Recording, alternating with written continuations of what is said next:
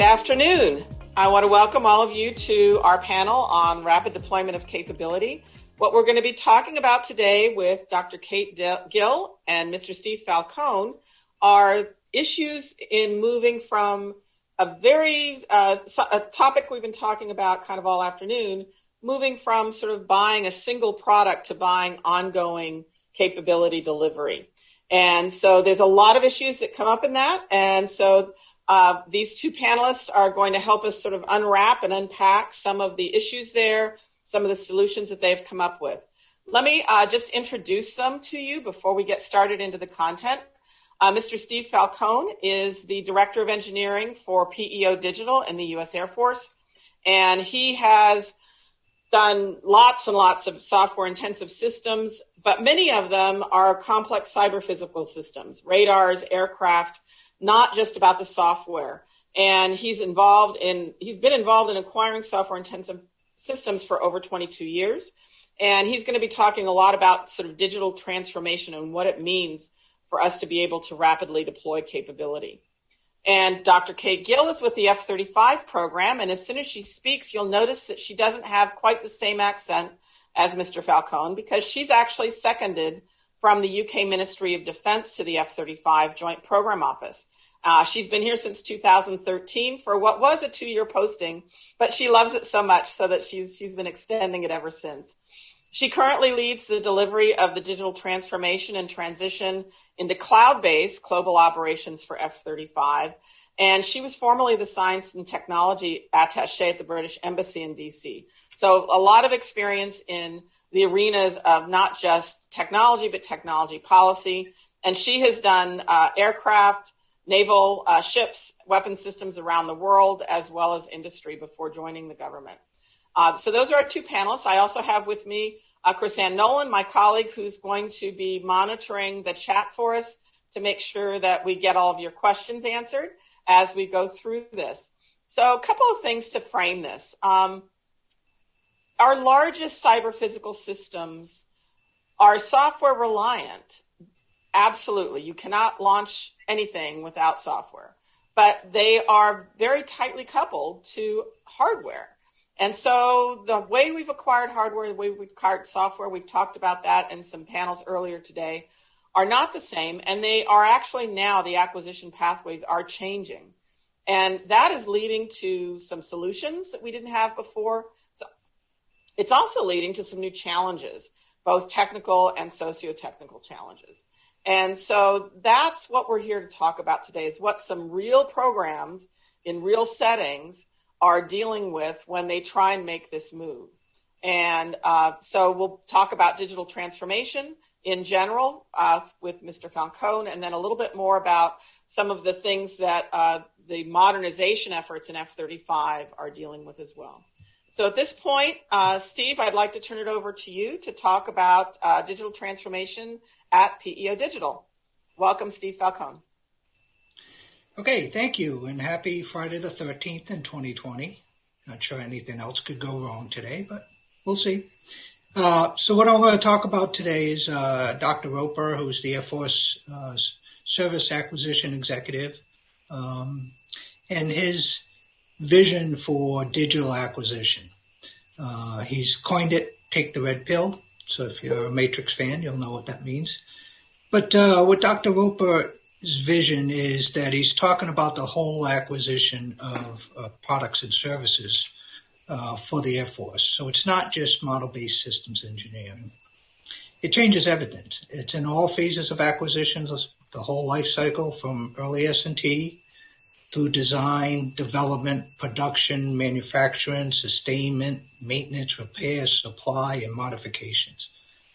It includes all different functions. It includes program management, financial management, contracting, engineering, tests, security, the whole gamut. So we're not just talking about software development and model-based systems engineering, but I'll key on those because that's what I'm most familiar with.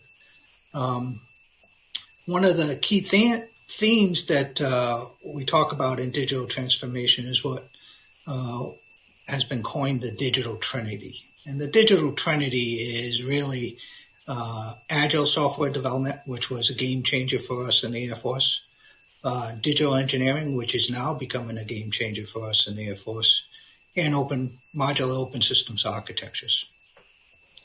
You've heard yesterday in some of the talks about MBSE, DevSecops, and MOSA. What that allows us to do is we break vendor lock. We can speed production development. We can speed new technologies to the field. And we can also patch our systems, which today, with the spaghetti code we have in a lot of our old systems, every time we try to fix a bug or add a cyber patch, we tend to break a lot of things. So we're getting away from all that. We're going more modular. We're going more open. We're using DevSecops, CI/CD pipelines to the fullest extent possible. And we're now entering into a lot of the model-based systems engineering. So the Air Force stood up what's called the Digital Transformation Campaign, and it's aimed to look at the full vision of digital acquisition. I sit on one of the lines of effort that is focused on standards, data, and architecture. So my first slide is labeled Government Reference Architecture Concepts. We believe that government reference architectures is the basis for implementing control over the basic architectural elements we need to insist on to avoid that vendor lock and to allow for companies to have their own IP, but have it in localized areas. We will define modular components and the interfaces between those components using open standards and APIs. We also intend on using models and tools to express the government reference architecture in lieu of Word documents and PowerPoint briefings. So you'll see us as the Air Force getting away from a lot of Word documents, PDF files, and PowerPoint, and going more to models and tools. We intend to do all our program design reviews in the future via model visualization tools. As Dr. Lopez said, we will e-create before we aviate. So, for instance, the E4 program, which was in PO Digital up until 1 October, they'll do their preliminary and critical design reviews all in digital engineering tools. And it is tended not to use any PowerPoint and no Word documents whatsoever. The next slide, entitled Manage, Share, and Curate the Data, is meant to show how the Air Force will own the tech stack using Platform One and Cloud One. It also shows that we are more interested in the data and the models than actually picking any tools. We want industry to use our tech stack, but also realize that that may not always be possible, especially in the interim as we try to build it out. So we at least want to have the standards and the APIs to ensure we can import the data into our government environment. As part of the Enterprise IT as a Service program, we plan on developing something we call Digital Engineering as a Service. The first pilot will be the Ground-Based Strategic Defense Program at Hill Air Force Base, and that project pilot is ongoing. Also want to share with you that we understand that this transformation will take time. New programs such as Ground-Based Strategic Deterrent, or T7, one of our earlier training programs, aircraft trainers, are positioned to adopt digital engineering and DevSecops without delay. We call those programs Born Digital or Digitally Native. We also have other programs that we've called Digital Dinosaurs. And that is that it is cost prohibitive due to things like IP rights and other issues like drawing packages and those to go fully digital. Current state, some of our old programs, the drawings for those aircraft were done on a drawing scan. Over time, they've been photographed, they've been put into microfiche, they've been printed from microfiche, converted to PDF, and PDF given to maintenance personnel who cannot read what it says. That causes a lot of delay, a lot of mistakes, and a lot of failures in tests. So digital dinosaurs, we probably won't move them forward too much, and they'll probably terminate at some point in time. But then in the middle, and that's the one I'll talk about today, is those programs that are already fielded, but they have ongoing modifications. And we are learning from them how to work in a hybrid analog and digital state. So programs like the wing replacement program for the 810 aircraft, or the commercial engine replacement program for the B-52 are currently trying to do those portions of those aircraft or weapon systems totally digital. And then finally, part of the talk was to talk about sustainment costs. So Dr. Roper has been quoted that we could reduce overall life cycle costs of any weapon system by 26%. And we're going to do that by making investments in RDT&E and production and decreasing the amount of money we put in modifications and sustainment. Modifications and sustainment are 75% of the life cycle costs of any system. We want to reverse that. And in order to do that, we need to invest in things like DevSecops, constantly iterating tools, constantly iterating data, and put everything into a digital environment. So thank you. Thank you, Steve. So one question that comes up when you talked about born digital and digital dinosaurs is that we've got a lot of that in-between kind of stuff. Even the digital dinosaurs have things to offer us today. And so there's a question in my mind as to how do we make those decisions as to what is it that we're going to just let go of altogether, and what is it that we're going to try and transfer into this new kind of evolutionary, ongoing capability delivery. Have you worked on that problem yet, or is that sort of something that is still in the future to work on? We are experiencing those things right now. One of the major problems we have is our infrastructure to do true model-based systems engineering with a lot of computational power. Our infrastructure is poorly developed. So that's that digital engineering as a service program. Right. So we're learning that. A lot of programs want to do this. They just may not be able to afford it right now, or they just may not have all the data they need. And so one of the things we're having actually next week is a data working group to decide, what data should you have available to make this transition. And if you don't, then you need to probably either get it or look for something else. Okay. Over. Thank you, Steve. I want to move over to Dr. Kate Gill. Tell us about some of you've reflected some of these challenges. F35 was not born digital, but it is making that transformation and making that transition in its modernization. So why don't you tell us about that? Hi, thanks so much, Suze. So thank you very much for the invite and the opportunity to contribute. I always love coming on these panels because it always provokes more questions for myself and helps me challenge some of the things that we do in the programme.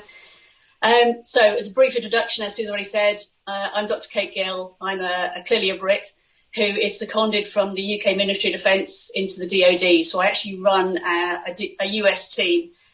So I'm, in all intents and purposes, a US national. I occupy a US billet. But obviously some of my clearances are slightly different, so we just have to work through that as we go. But for those of you that I'm sure most people are very familiar with the F35 project. Just to give you a few stats that are quite recent in the data that's just come out, we currently have 574 aircraft delivered. We have 26 bases around the world.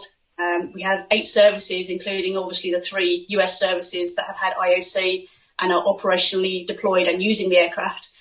And we've got a number of milestones that kind of talk about the diversity of the aircraft, not only internationally, but also across the US services. It was only recently in September where we managed to do some data transfer from the US Marine Corps into the Army. So we actually did some targeting conversations between 2 different platforms that were never quite designed to work together, but clearly have the same data infrastructure underpinning a lot of their systems. So when you're kind of talking about infrastructure and integration, it's not just the F-35 is international. The F-35 is crossing a lot of boundaries, both between all the US services. We haven't quite got as close to Coast Guard, but all the US services, and then also, industry players as we go around the world. In terms of the digital transformation piece, I'll come on to that shortly, but what I wanted to talk one of the initial challenges, one of the real challenges we face at the minute, is actually looking at the aircraft as a system. I've only got one slide, and I'll put that one up now if that's okay. We look at the F-35 as a system. It's not just the aircraft, it's more than just the aircraft. So we have to, if you think about what you need at home to make capabilities work for your laptop or computer, you need a display, you need a keyboard, you need a mouse, you need power. So to make everything go across the line, it all has to roll at the same time. And we have exactly the same issue with F-35. Arguably, the aircraft is actually the easy part of this conversation. When you're looking at more than a system, you're talking about the fact that we have mission data files that are created out of reprogramming labs that are clearly physically based. We have training systems. We have a very large and global logistics management system that most people have heard of in terms of Alice or Odin. But ultimately, that logistics system is also the keynote to a lot of the prognostic health that we do for the aircraft and some of the data management that we do on base. So all of these parts have to be totally synchronized and then also operate in, as I've said, around the world, 24/7, 365. So it's been a really interesting challenge to try and make all those kind of elements synchronized together. And then as we move forward, because we are kind of moving beyond a system design stage into a production phase, as we move forward, we have to continue keeping that synchronicity, which is a real challenge for the fleet. We're producing production aircraft out of Lockheed Martin two a month at the minute. So in terms of the fleet, every day we're increasing our complexity of configurations. It's a great challenge to have, and I love being part of the team. But it is one of those ones that we have to kind of take a slightly different approach to than most traditional systems. And that's part of the reason why the digital conversation comes in and is why it's so crucial to the F-35 delivery. We can't keep using the existing systems we've been using at the minute for acquisition. And actually that's kind of driven our decision that we've had to go cloud-based and we've had to go digital in a lot of areas, because that's the only way we can maintain that concurrency. So some of you may be aware from the last 18 months, 2 years, we've been going on a very, very rapid journey of trying to employ DevSecops into the F-35, and again, across all the air systems. I would not even remotely say that we're complete in that journey, but what we've tried to do is target the areas we could move into a DSOP environment very quickly, and then focus on the tools and enablers, just as Steve spoke about in terms of infrastructure, and then what we can learn from others. We've reached out, obviously, to most of the US programs, and then also some of the global programs as to how they're adopting digital transformation. And then also looking at how we can adopt some of the US architecture backbone systems to incorporate and protect international interests. Clearly, we're kind of quite a big player in this conversation, but we're not the biggest. And we're also very mindful that we won't be the biggest. There will be a next generation after us of platforms that will be completely integrated, completely data-based. And that will actually put far more pressure on the system than we're just beginning to walk. So in terms of the conversations we've had, Steve mentioned Hill Air Force Base. We've been doing a lot of work with Hill Air Force Base and 3 other depots in the US in standing up their capabilities to become organic and link them into a cloud-based environment that's actually owned by our Joint Project Office. It is enabled by industry systems, but it's actually owned by the government. And that was kind of a key part in our conversation in terms of ensuring the integrity and protection and future-proofing for cost, because that's obviously a big driver in terms of the conversations. We are walking that path. We are literally doing it day in, day out. We've had 2 demonstrations of exchanging data via this cloud environment between US depots and our OEMs. And we're kind of walking with our OEMs and their tier 1 and tier 2 suppliers about how we can enable more compartments in that cloud-based environment to exploit some of their virtual aspirations, which is great because the industry players are pushing us really hard in terms of requirements and scope, and then also obviously trying to move at a pace that they can respond to. Again, just to kind of reinforce the point, at the same time, we're still trying to do this. We're still, supporting our 550 aircraft that are flying at different stages, at different configurations, at different upgrades. It's only recently, Suze talked a little bit a while about software and hardware. It's only recently that the fleet was able to upgrade its last tier one, tech refresh 1 aircraft. So we've actually got a fleet that are currently at tech refresh 2 level, which basically means the same commonality of hardware across all the fleets. But I'm sure most of you have been tracking in the news. We are now trying to embark on tech refresh 3. And so that, again, is a whole hardware update conversation, which then necessitates a knock-on effect of rehosting, re-emulating, recertifying, and then proving all the integration of that on a very software-intensive system for the aircraft in terms of and also in a very software-intensive environment that is data-rich and global and worldwide and 24/7, 365. So it's a great job to be in. It's a fantastic challenge. Every day is different, and every day we're kind of turning a page on something that we've never done before. I can't count the number of meetings I've sat in where people have said, well, is there a template for this? And it's just like, no, there isn't. We just need to write our own script on this. We need to write our own agreement, write our own legal writings, write what we need in appropriations language. So we're coming to a point where we really are at the leading edge of asking some of the tricky questions and then coming up with something that probably isn't going to endure as a 100% solution, but is probably 80% good enough. And at this point of the conversation, that's what we're going with.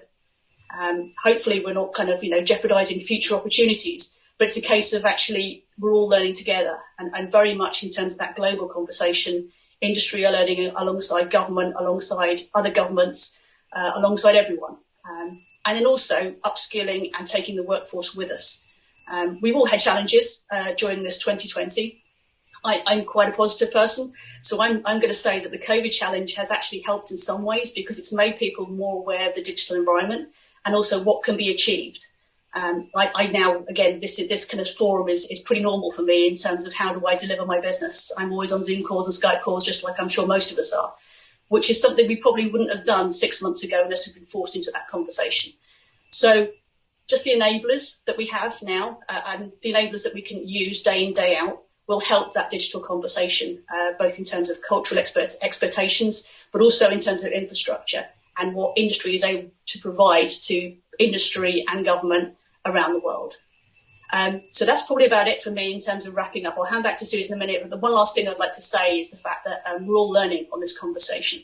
It's been really interesting how some of the nations that were involved in F35 have adopted slightly different takes on the conversation. And then again, the diversity of that conversation has then enhanced our overall solution. So as we're evolving, we have taken some stutter steps. We have gone in directions we may not wish to go in again. But whilst we've done that, we've kind of accepted that and learned and moved on. Very much like Dr. Roper has been advocating for many years and Nick Sharon and some of the other leaders in terms of how we're trying to do our strategic leadership. You have to try, you have to learn, and you have to move on because everybody else is moving on and you've got to keep pace. So I'll probably stop at that point now and hand back to Suze, who I'm sure has got a lot of questions for us both. Over. Well, I have questions. Both of you know me. I always have questions. And the first question comes out of, you mentioned the idea, and some people are going to be familiar with it already, of the government owning the technical baseline. So this is a shift that happened several years ago from what were contracts where we expected a prime integrator to really be the sort of technical owner of the content of the system. And the government was a steward of that system, but was really not as deeply involved in actually knowing all the bits, bytes, and details of the system. And we've shifted to a perspective of being directed by Congress and policymakers to say we want more ownership of the technical aspects of the system, not just stewarding the programmatic aspects. From both of your perspectives, and I'll start with Steve on this one, what are some of the challenges that brings into this discussion of modernization? Because the government is, no offense, not known for being on the bleeding edge of technologies like Zoom and telecommunications and some of those other things. And it kind of goes into some of the areas of our technologies for our weapon systems as well. So how are we navigating that and making that a productive shift? And Steve, I'll start with you on that. Sure. In my mind, it all comes down to people. We, for a number of years, we've been hiring personnel out of college who did a lot of digital engineering in college, CI/CD pipelines in college, and then we put them on some very antiquated systems, and they do exactly what you're saying is they listen to the contractor and the contractor telling us everything they're doing, and we either kind of nod our head or whatever. Now, I would say within the last 3 to 5 years, that's changed. And especially as we go forward with this whole digital environment, we are working together with the contractor. We should be in every single design review, mini design reviews. We should be looking at the software every single day, not waiting until it's completed and compiled and sent to us like we did in the past. I'll give another example. It's a logistics example. Technical orders. Technical orders are basically, once we put a system out in the field, it tells the operators how to use it and maintain it. For years, what we did was the vendor would send us a 30% review, which is, supposedly 30% done. And then we would, in a Word document, and then we would write a Word document that's twice its size with all the comments we had. And they would fix those comments and send them back to us. And then we would review them and say, you missed this one, and this one. And oh, by the way, we have 15 more comments, and send that back to them. And they'd rewrite that and send it back to us. Now we're not doing that anymore. We're doing it collaboratively every single day, because we realized that at the end of the day, nothing was getting to the field. It was between the technical workforce and the contractor just throwing things over the fence. Now we're doing it much more collaboratively. We need to upskill our workforce. We're trying to have a peer type capability with our contractors. We understand they may be more involved in that. We're using academia. We're using FFRDCs and UARCs a lot more than we have been in the past. And we team with industry. We do more service type contracts, which means we pay industry for their man hours, not for their products, where before we were really paying them for the product, and we really had to wait till the product was done to even look at it and test it and evaluate that. No more. We're doing continuous development, continuous design, continuous test, and we're trying to automate, which is all software. We really are trying to attract as many software developers as we can. We also need to understand from a personnel perspective that I mentioned is the key in my mind, is today's workforce doesn't stick around long. Previous generations, people worked at a certain location for 20, 30 years, retired, and was happy. Today, if you get them for 2 to 3 years, you're lucky. But what that means is we're getting them right out of the universities. So they are learning from folks like Carnegie Mellon. We're putting them to work right away. And then we know they'll probably leave. But that's okay. We just got to keep the pipeline going and keep our technology advantage. I hope that answered the question. Thank you. Thank you, Steve. Kate, things you'd like to add about what you've seen in terms of how we are shifting work to own the technical baseline in the F35 program? Yeah, I think Steve kind of ate most of my sandwiches and what I was going to say. But in terms of the conversations, I completely agree with the alignment between industry and government, and just again that cultural shift in conversation. I've been in a number of meetings in the last 6 to 12 months where there's literally been one technical person, one lawyer, one contracts person, and we've kind of beat out a whole bunch of stuff that we just need to talk through, because we've all come with our own expertise of different areas. And it's all three of us, or all four of us, that are going to have to kind of move this forward. There is no technical solution, because the technical solution needs to be underpinned by an enduring conversation with your industry base. And it also has to be protected and enabled by contractual situations. So some of the language that we've kind of traditionally gone back on is changing, because we have to change. Some of the agile contracts that we're writing, although they're, notionally you could argue they're level of effort contracts, they're not. They're more about how do we deliver capability every 6 weeks? How do we deliver it every 3 months? How do we maintain control and visibility to provide the accountability that's required, but also accept the fact that plans change? How do you contract for a program increment where you will deliver something on a certain date, but you don't know what that content is going to be? That's what we're living day in, day out on F35 at the minute. And then also, as that kind of works through, how do you actually align all those elements? Because as I said previously, what we deliver on the aircraft has to align with all the rest of the air system. So in terms of the conversations moving forward, I completely agree with Steve to say that the workforce conversations are very interesting, because some of the traditional skills are evolving in acquisition across the board, as well as the technical conversations. And I would argue the technical conversation is actually the easiest part. Taking everybody on the same bus at the same time is the hard part. And actually making sure that we've got the enablers in terms of colours of money and accountability to actually keep us all safe as we do this. So I'm not sure if that's answered the question, but I'll stop at that point. Back to you, Suze. Nope. These are the things that people want to know about, is how are we making the environment different that we can do this work in? I want to follow up one other thing. This may be more for Kate than for Steve in his current role, although I know he'll have some things to say about some of the prior things that he's done. A lot of this focus has been on the software part of the system and how software is changing the way they work. But certainly in an F-35, software doesn't go anywhere without the hardware.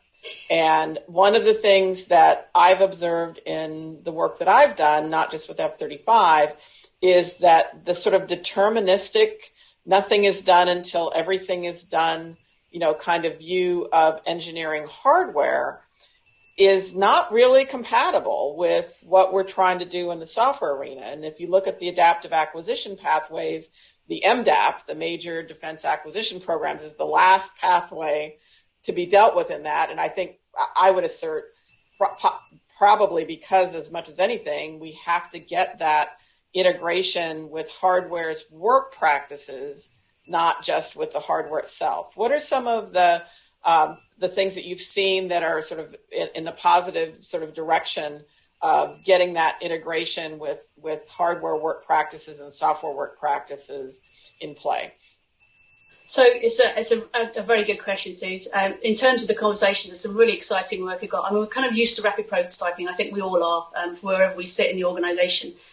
Rapid prototyping can be great, but it can also be a little bit kind of hesitant in terms of, can I actually trust what I've got now, or will it look completely different when the time comes to actually delivery? Or we're actually finding on some of the F-35 elements, and going back to Steve's comment of earlier, using model-based system engineering for hardware is really aligning the two software and hardware halves of the conversation, because we're in the design elements of it. If the industry or partner player actually has that conversation as to, well, I know I'm going to have to deliver an MBSE model at the end of this, so I might as well use my MBSE model as I go through to evolve the conversation, both in hardware and software. Admittedly, it's a kind of virtualistic model that more software community are used to, but the hardware community are now embracing it as a form of rapid prototyping and just proofing testing, and then looking at how they can do some of the virtual automated testing that Steve alluded to as well. So some of the techniques that we kind of live and breathe within software are being adopted by the hardware community. And if we can actually all talk on the same language, again, that makes it a very seamless transition when we come to those points of not hopefully throwing things over walls and actually just working with each other and crossing the line together. All right. Steve, things that you would want to add about sort of that the way that software practices are sort of changing the hardware practice? I know sort of model-based engineering is one of those areas, but other areas that you would want to highlight that you've seen? Yeah. So we do a lot of radars as well, a lot of large-scale radars. They're going to more digital microelectronics over time. Even our legacy ones, we're trying to swap them out, a radar from the back end to the front end. So the signal processing, which used to be specialized computer equipment, is now running on blade servers. They're running with GPUs, they're running with other things. So that allows us to take the DevSecops approach into things like signal processing for radars, which we never thought of doing before. And then expanding that all the way to the front end of a radar is just awesome. We saw a radar not too long ago. I probably can't mention what it is, but it's a totally digital radar. That is awesome. I mean, the